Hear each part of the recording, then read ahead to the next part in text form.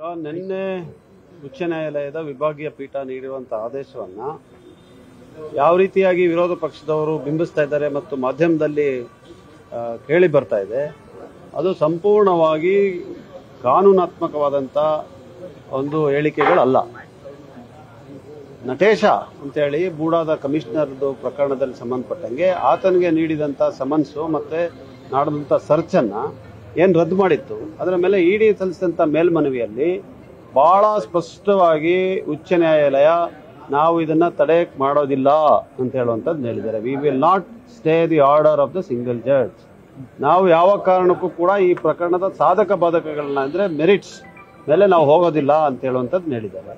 ಅಂದ್ರೆ ನಟೇಶನ ವಿಚಾರದಲ್ಲಿ ಇಡಿ ಯಾವ ರೀತಿಯಾಗೂ ಮುಂದುವರಿಲಿಕ್ಕೆ ಸಾಧ್ಯ ಆಗೋದಿಲ್ಲ. ಅದೇ ರೀತಿಯಾಗಿ ಪಾರ್ವತಿ ಅವರ ಪ್ರಕರಣದಲ್ಲೂ ಕೂಡ ಏನಿವತ್ತು ಉಚ್ಚ ನ್ಯಾಯಾಲಯ ನೀಡಿದಂಥ ಆದೇಶ ಇದೆ, ಆ ಆದೇಶಕ್ಕೆ ಇಡಿನವರು ಇರ್ಬೋದು, ನಾವಿರ್ಬೋದು, ಎಲ್ಲರೂ ಕೂಡ ಬದ್ಧರಾಗಿರ್ಬೋದು. ಈ ಆದೇಶ ಏನಿದೆ, ಯಾವ ತನಿಖೆಯನ್ನ ಅಥವಾ ವಿಚಾರಣೆಯನ್ನ ಇಡಿ ನಡೆಸ್ತಾ ಇದ್ದಾರೆ ಅದಕ್ಕೆ ಯಾವುದೇ ತಡೆ ಇಲ್ಲ ಅಂತ ಹೇಳುವಂಥದ್ದನ್ನು ಹೇಳಿದ್ದಾರೆ. ಅದು ಹೇಗಿದ್ರೂ ತಡೆ ಇಲ್ಲ, ಅದೇನು ಉಚ್ಚ ನ್ಯಾಯಾಲಯದ ಆದೇಶ ಬೇಕು ಅಂತಿಲ್ಲ. ಆದರೆ ಯಾರು ಪ್ರಕರಣಕ್ಕೆ ವಾದಿಗಳಿದ್ದಾರೆ ಅಥವಾ ಪ್ರತಿವಾದಿಗಳಿದ್ದಾರೆ ಅವ್ರಿಗೆ ಸಂಬಂಧಪಟ್ಟಂಗೆ ಇದು ರದ್ದಾಗಿದೆ.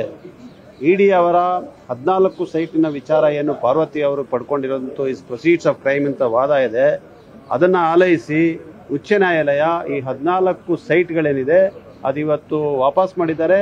ಮತ್ತೆ ಯಾವತ್ತೂ ಕೂಡ ಪಾರ್ವತಿ ಅವರು ಆ 14 ಸೈಟನ್ನ ಬೇರೆಯವರಿಗೆ ಮಾರೋದಾಗ್ಲಿ ಅದರಲ್ಲಿ ವಹಿವಾಟಾಗ್ಲಿ ಇಲ್ಲ. ಅದರಿಂದ there is no money laundering, PMLA act attract ಆಗಲ್ಲ ಅಂತೇಳಿ ಸ್ಪಷ್ಟವಾಗಿ ಮೆರಿಟ್ ಮೇಲೆ ಆದೇಶವನ್ನು ಕೊಟ್ಟಿದ್ದಾರೆ. ECIR ಅನ್ನ ರದ್ದು ಮಾಡಿದ್ದಾರೆ. ECIR ಅಡಿಯಲ್ಲಿ ಕೊಟ್ಟಂತ ಸಮನ್ಸ್ನ ರದ್ದು ಮಾಡಿದ್ದಾರೆ.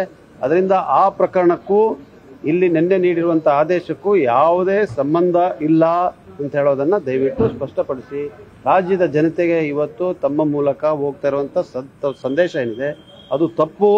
ಕಾನೂನಿನಡಿನಲ್ಲಿ ಆ ರೀತಿಯಾದಂತಹ ಅವಕಾಶಗಳು ಕೊಟ್ಟಿಲ್ಲ ಅಂತ ಹೇಳುವಂಥದ್ದು ಸ್ಪಷ್ಟಪಡಿಸಲಿಕ್ಕೆ ಬಯಸ್ತಾ ಇದ್ದೀನಿ. ಅಂದ್ರೆ ಇಡಿ ಸಲ್ಲಿಸಿರುವಂತಹ ತಕರಾರು ಅರ್ಜಿಯಲ್ಲಿ ಸಿದ್ದರಾಮಯ್ಯ ಕುಟುಂಬದ ವಿರುದ್ಧ ಸಾಕ್ಷಿಗಳಿದೆ ಅನ್ನುವಂಥದ್ದನ್ನು ಕೂಡ ಸಲ್ಲಿಸಿರುವಂಥದ್ದು. ತಕರಾರು ಅರ್ಜಿಯನ್ನ ಸಲ್ಲಿಸಲಿಕ್ಕೆ ಅವ್ರಿಗೆ ಅಧಿಕಾರ ಇದೆಯಾ ಇಲ್ವಂಥದ್ದೇ ಮೂಲ ಪ್ರಶ್ನೆ. ಇವತ್ತು ಪ್ರೆಡಿಕೇಟ್ ಅಫೆನ್ಸ್ ಏನಿದೆ ಅಂದ್ರೆ ಒರಿಜಿನಲ್ ಅಫೆನ್ಸ್ FIR ಏನು ಲೋಕಾಯುಕ್ತ ಅವರು ದಾಖಲೆ ಮಾಡಿದ್ದಾರೆ, ಅದು ಇರುವವರೆಗೂ ಮಾತ್ರ ಇಡಿ ಅವರಿಗೆ ಅವರ ಬಗ್ಗೆ ಒಂದು ವ್ಯಾಪ್ತಿಗೆ ಬರ್ತದೆ, ಅವರ ಕಾರ್ಯನಿಯಮಿತಕ್ಕೆ ಬರ್ತದೆ. ಇಲ್ಲಾಂದ್ರೆ ಅವ್ರಿಗೆ ಜುರಿಸ್ಟಿಕ್ಷನ್ ಇಲ್ಲ.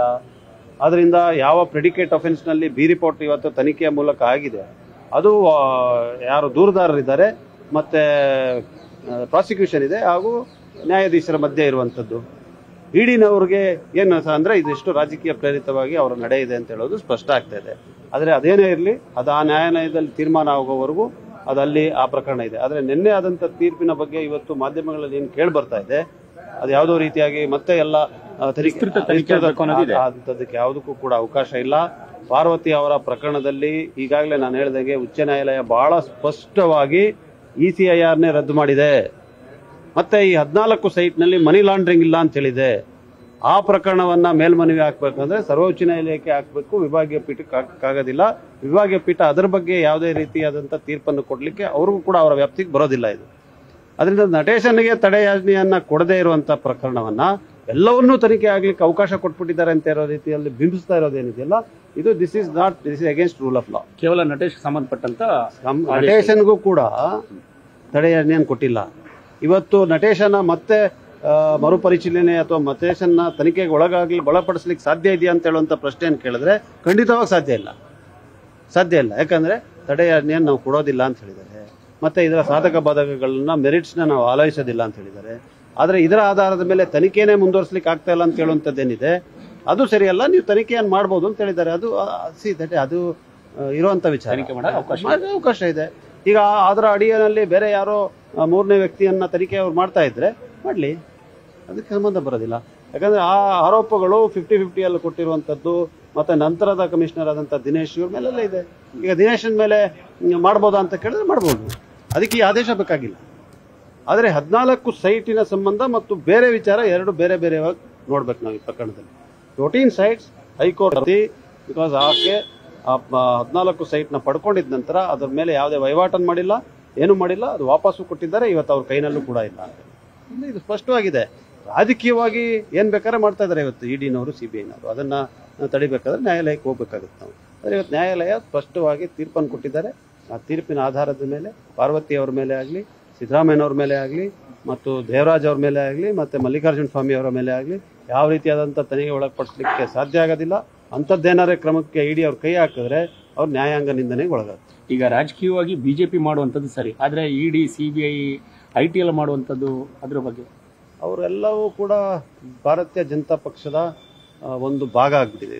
ಈಗ ಒಂದು ರಾಜಕೀಯ ಪಕ್ಷದಲ್ಲಿ ಫ್ರಂಟಲ್ ಆರ್ಗನೈಸೇಷನ್ನು, ಸೆಲ್ ಇಂತೆಲ್ಲ ಇರ್ತದಲ್ಲ. ಇವತ್ತು ಮಹಿಳಾ ಕಾಂಗ್ರೆಸ್ ಇರ್ತದೆ, ಅಥವಾ ABVP ಅಂತ ಇರುತ್ತೆ, ಯುವ ಕಾಂಗ್ರೆಸ್ ಅಂತ ಇರುತ್ತೆ. ಆ ರೀತಿಯಾಗಿ CBI, IT, ಆಮೇಲೆ ಇನ್ನೊಬ್ಬರ ED ಇವರನ್ನ ಬಳಸ್ತಾ ಇದ್ದಾರೆ. ಸೊ ಇದು ಜನರಿಗೆ ಗೊತ್ತಿದೆ, ಜಗಜ್ಜಾಹೀರಾತಾಗಿದೆ. ಪ್ರಜಾಪ್ರಭುತ್ವಕ್ಕೆ ಇವತ್ತು ಒಂದು ದೊಡ್ಡ ಸವಾಲಾಗಿ ಈ ಪ್ರಕರಣಗಳು, ಈ ಪ್ರಕ್ರಿಯೆಗಳು. ಈ ಪ್ರಕರಣದಿಂದ ಸಿದ್ದರಾಮಯ್ಯವರಿಗೆ ಯಾವುದೇ ರೀತಿಯ ಸಂಕಷ್ಟ ಇಲ್ಲ, ಯಾವ ಕಾರಣಕ್ಕೂ ಇಲ್ಲ. ನಿನ್ನೆ ಕೊಟ್ಟಿರುವಂಥ ಆದೇಶಕ್ಕೂ ಸಿದ್ದರಾಮಯ್ಯನವರ ಮೇಲೆ ಇರುವಂಥ 14 ಸೈಟಿನ ವಿಚಾರಕ್ಕೂ ಸಂಬಂಧ ಇದೆ. ನ್ಯೂಸ್ ಫಸ್ಟ್ ನಿರ್ಭೀತಿಯಿಂದ ನಿಮ್ಮ ಪರವಾಗಿ.